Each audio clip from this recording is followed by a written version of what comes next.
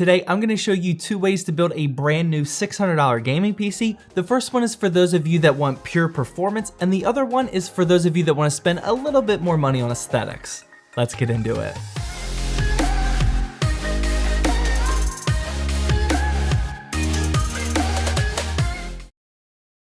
Hey, welcome to Zach's Tech Turf. So you guys seem to really enjoy my last two ways to build video at the $400 price range up in this video here. So today we're going to be doing the exact same thing but with $600 to spend. And if you're new here and you want to see other gaming PC build guides just like this one, then hit that subscribe button down below and also that notification bell. That way you never miss an episode. But yeah, let's get into these builds. Jumping straight into it, let's take a look at the $600 pure performance build, which is definitely not looking real pretty. The CPU that I decided to run with today is the Ryzen 5 2600, which we probably all know by now is a 6-core and 12-threaded processor, which packs an absolute ton of value at $120. Now, everyone just hold up before you start smashing the keyboard down in the comment section about the Ryzen 5 1600 AF. The 1600 AF is indeed a very good value CPU right now, but the 2600 does indeed perform better, and that's what we're looking for in this pure performance build. Next up, we get to the motherboard, and here I decided to go with the Gigabyte B450M DS3H, which I've definitely featured on the channel before. This one doesn't have too many bells and whistles, but it is featuring 4 RAM slots so we can upgrade it in the future, and it'll work with our CPU right out of the box. Following that, we get to the RAM, and at the time of making this video, this Team Force T-Force Dark Z 2x8GB kit clocked at 3200 MHz is the cheapest one that I could find, so that's why I went with this one. This random red kit won't look that great, but yeah, just go with any 2x8GB 3200 MHz kit that you can find a good deal on. Moving right along, we get to the SSD, and for both of these builds, I decided that 500GB would be a good amount of storage for a $600 gaming PC. That requirement is obviously up to you and your needs, but I personally went with this inline 480GB SSD that I'm sure you're all well aware of. These inline models are spamming all of these budget build guides around YouTube lately, but for good reason. They are very cheap and perform quite well. Next up is the graphics card, and here's where we obviously have to spend the majority of our budget, and I decided on this EVGA GTX 1660 Super 6GB model, which is going to give us a ton of gaming performance for just a $600 gaming PC. The 1660 Super is obviously going to take up almost half of our budget here, which is perfectly fine.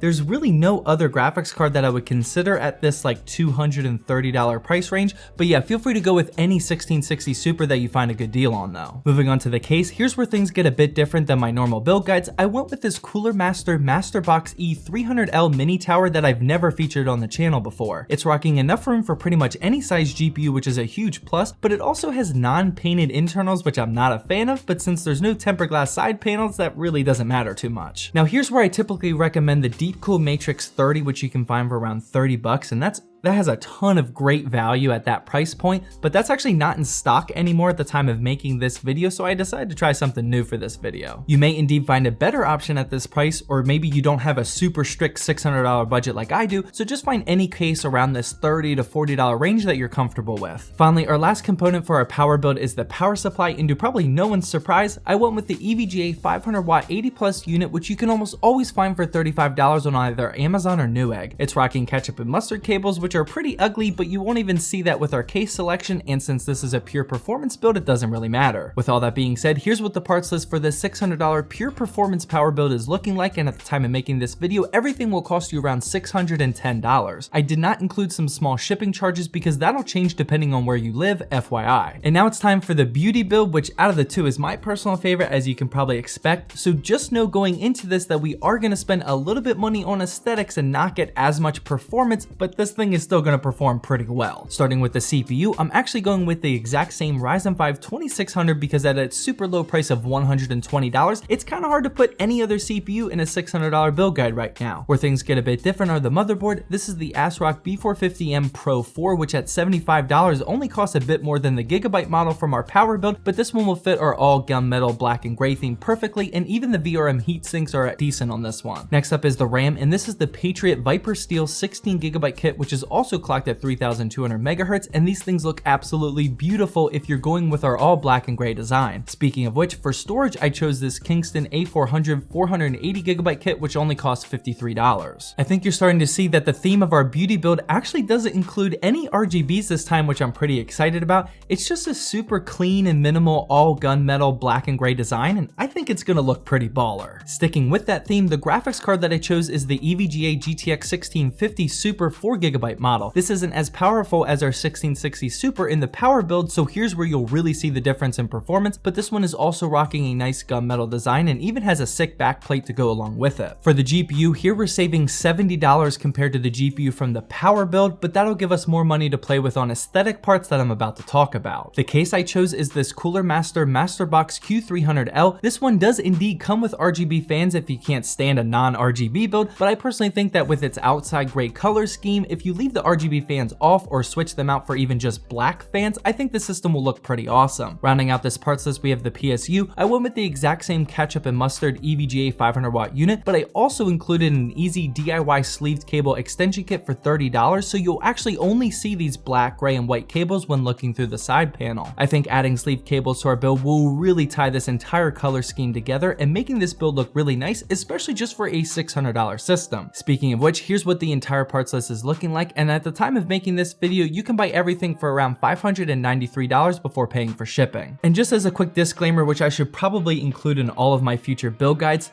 the purpose of this video was to create a very arbitrary $600 or even $610 max price. So a lot of you like to tell me in the comment section that you recommend, oh, you should have bought this part for $50, or you should have just spent the extra $20 here or there.